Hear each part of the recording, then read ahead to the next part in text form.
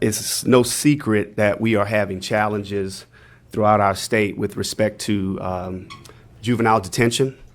This bill specifically focuses on secure care and the issue of solitary confinement. Last year, in 2021, I did a resolution that asked the legislative auditor to look into practices around juvenile solitary confinement. In addition to the lack of coordination and collection of data around juvenile detention practices in Louisiana, there were some very disturbing findings as a result of this study.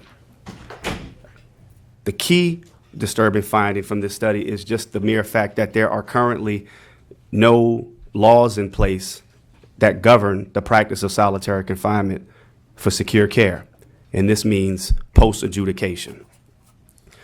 This is very concerning because if we're trying to have a safe environment, if we are not adhering to any type of best practices, how can we promote a safer environment, both for the youth who are in detention as well as for the guards? One of the findings from the study was that the average amount of time for solitary confinement was 137 hours, and the longest stay was 90 days, whereas the national average is 7, and for OJJ, the average length of time in solitary was 180 hours. Now, I don't think that it's any secret that solitary confinement has incredibly harmful consequences on both someone's psychological well-being and emotional well-being. But then that even applies to adults. But when you're talking about juveniles in particular, where the practices are supposed to be about rehabilitation and therapeutic practices, solitary confinement does not comport with that. However, we do recognize that there are instances where some kids just simply have to be separated because they pose an imminent danger to themselves or they pose an imminent danger to someone else. So this bill does not ban solitary confinement. What it does is it puts some restrictions in place. What it does is it says that 8-hour increments for a maximum of 24 hours. After the first 8-hour placement in solitary confinement, they shall be seen by a mental health professional who can then make an evaluation and determination as to whether or not they should go back to solitary confinement for another 8 hours. And then that would be the cap would be 24 hours. The initial version of this bill started with a 4-hour restriction, but we worked with OJJ, we worked with the Criminal Justice Committee to amend the bill to put it in the posture that it's in right now. It passed the House overwhelmingly, I think with almost 90 votes, I want to say, or 80-something votes, 86 or 87 votes. But ultimately, what we're trying to do is improve the conditions of secure detention, which we know is incredibly challenging in the state right now. I think once you hear some of the testimony from the people who work in this space, you will understand with a greater level of detail the severity of this problem and how real it is and how we just have to address it. And also recognizing, that, OJJ has a lot on them. But we think in the end, this policy will help OJJ. We really do. I actually have before you some amendments that were proposed by the Office of Juvenile Justice that these were brought at their request, that I don't know if any member of the committee would be willing to offer them just to put the bill in its proper posture. Good afternoon. I guess it's almost afternoon, Mr. This afternoon. Representative Duplessis. I guess it is.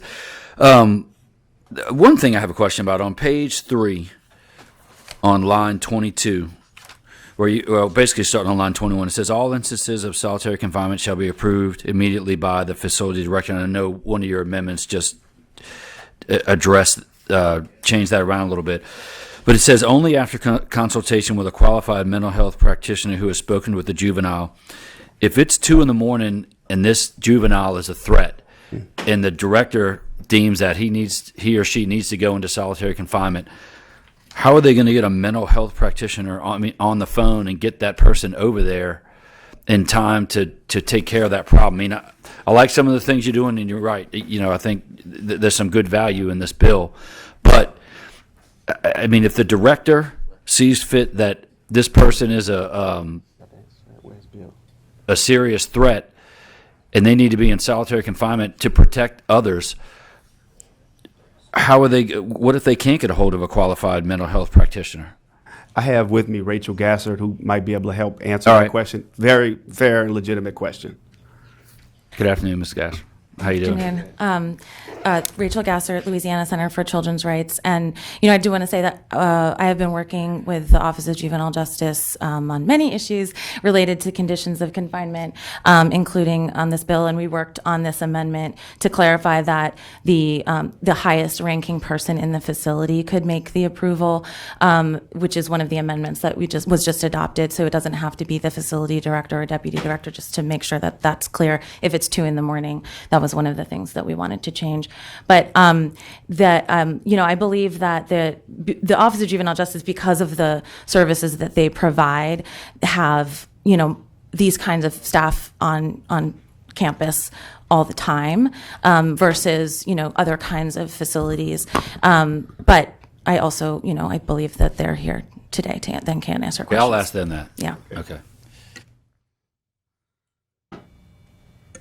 All right, thank you, Ms. Gass. Well, I know you filled out a card, I'll fill out.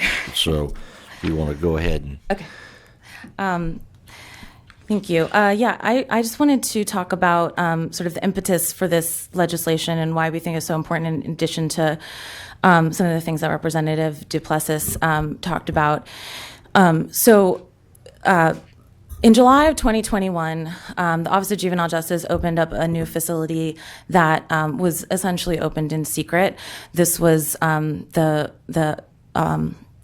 Center for Youth in Acadiana, the Center for Youth Acadiana, St. Martinville. No one was told about this facility, not the judges, not the parents of the kids in OJJ custody, not the attorneys representing them, like those in my office. Judge Gail Grover here in Baton Rouge learned of this facility's existence when a child came to court for a regular review hearing, and she was told by OJJ that he was being held in this facility she'd never heard of. Judge Grover, along with the boy's attorney, who unfortunately was here to testify but had to leave, soon learned, and the others in the courtroom soon learned, of the horrific conditions that this child had been held in, which his lawyer later compared to being akin to death row. This child had been held in solitary confinement for 24 hours a day for weeks. Judge Grover immediately ordered a rule to show cause hearing for OJJ and released the child from OJJ custody once she learned of these conditions he was being held in. I'm told by those who were in the courtroom, I think someone was here that is here today who was, that Judge Grover told OJJ, quote, "Your job is to rehabilitate children, not to break their spirit." This story is not unique. Reporting from the Marshall Project, ProPublica, and NBC News exposed horrific conditions and excessive use of solitary confinement at this facility. And today, you're going to hear from some parents who, you're going to hear a statement read by a parent who unfortunately couldn't be here due to car trouble, of a child who was held there for 5.5 months.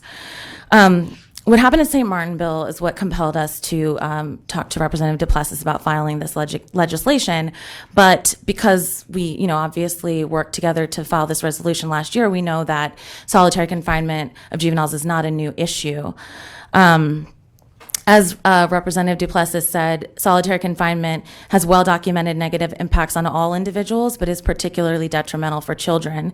And that's why in 2012, the American Academy of Child and Adolescent Psychiatry issued a statement opposing the use of solitary confinement in juvenile facilities, noting that youth are especially vulnerable to the adverse effects of solitary confinement, including trauma, psychosis, depression, anxiety, and increased risk of suicide and self-harm.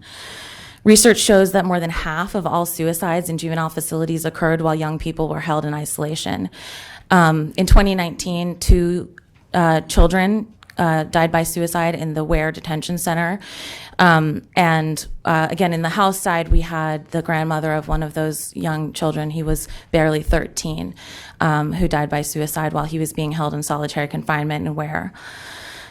According to research compiled by the American Psychiatric Association, clinicians generally agree that placement of people with serious mental health illnesses in settings with extreme isolation is not advised, because the their psychiatric conditions will deteriorate or not improve. And this is confirmed by clinicians that we've spoken to, even those who work in secure settings where, children can even engage in, have very dangerous, outbursts like they do in these secure care facilities. And even then, these clinicians say that solitary is a harmful practice because it can actually increase and worsen the behaviors we're trying to reduce.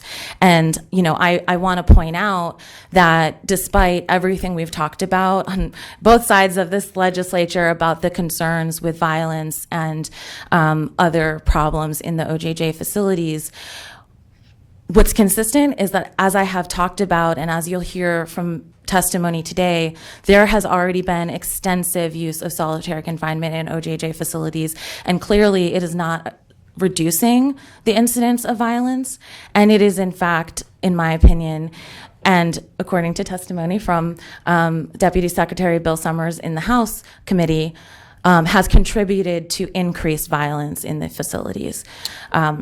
So, Speaking of Deputy Summers, is he still there? He is back there. Why don't you come on up to the table?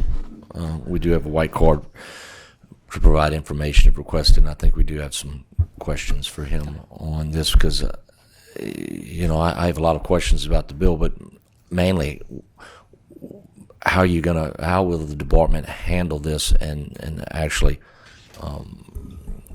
facilitate what's going on in this bill? Because there's quite a laundry list of requirements for you to fulfill, and I know your staffing shortages and problems, and so what? Senator Smith, thank you. William Summers, Deputy Secretary, OJJ. We have, we've seen the bill offered by Representative Duplessis, and our agency worked with them in regards to some amendments that we thought was pertinent to be able to go forward. There's no doubt we have a severe staffing shortage, but this is the right thing to do here. I have no issues with this. We have mental health people with WellPath, with our nursing staff that we could do that at 2:00 in the morning to be able to look, and when they come on board at 8, the other folks that come on board at the regular time. So if it does happen at midnight, not only would our nurse be able to see that individual, but the folks that are coming on the day shift would be able to do it as well. So Well, no issues here, sir. That is, because you're right. This is a horrible practice, but I want to make sure that you can still run your facilities. So we have a question for Senator Talbot. I think you answered my question. So this bill does not inhibit you from doing your job? No, sir, it does not. Okay. Actually, it's going to enhance it. Okay. It's going to iron sharpens iron, and this is one of those things that where there were no rules before, there are rules now. Okay. Well, thank you, Representative Plessis. At the proper time, I'll move favorable, I guess, with amendments. Thank you, Senator Talbot. I do have one clarification question on cards. We've got a red card and a green card from Marianne Marshall. You're in support, so you want me to take away the red card? Okay, I'm just making sure here. So, Representative Duplessis, you've worked with the department on this, and, Yeah, and and we'll hearing from the continue to. department makes a big difference. Yeah, to and I me will that- continue to do that. Yeah. Okay. Members, we do have Kristen Baker Hernandez here from the Louisiana Legislative Auditor's Office to provide information. If requested, we have a host of cards in support that will all be read into the record. We have no red cards, but we do have a host of individuals that would like to speak as well. Our time limitations here because of going on the floor and still having another bill after you. We going on the floor at 1:00. So okay, I think they're going to waive. They're going to waive. I think they're Okay, gonna but waive. gentlemen and ladies, thank you all for being here and coming. It's important, and we do want to hear your stories. But you being here, supporting the bill, speaks volumes. And Representative Duplessis has filled me in on some of the things that y'all were going to testify to as well. So with that, what's the wish of the committee? Talbot made a motion that we report House Bill 746 with amendments. Do we have any further discussion? Any objection? Hearing none, that will be reported with amendments. Thank you. Thank you.